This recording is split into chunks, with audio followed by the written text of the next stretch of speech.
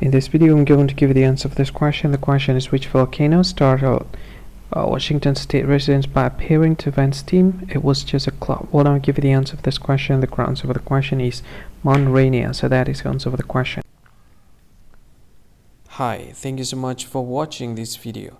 If you find this video is very useful, you can help this channel to grow by subscribing this channel. Please this subscribe button and don't forget to like this video.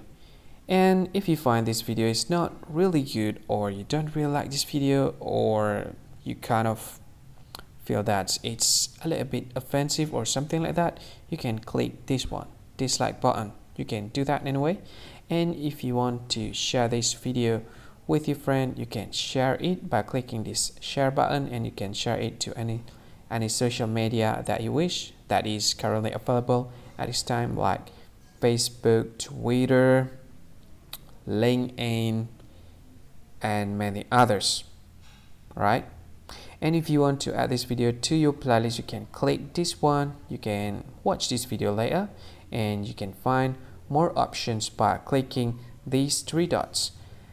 And yeah, don't forget to subscribe. I think that's all of it. Thank you so much for watching this video, and see you again in another video. Bye bye. See you again.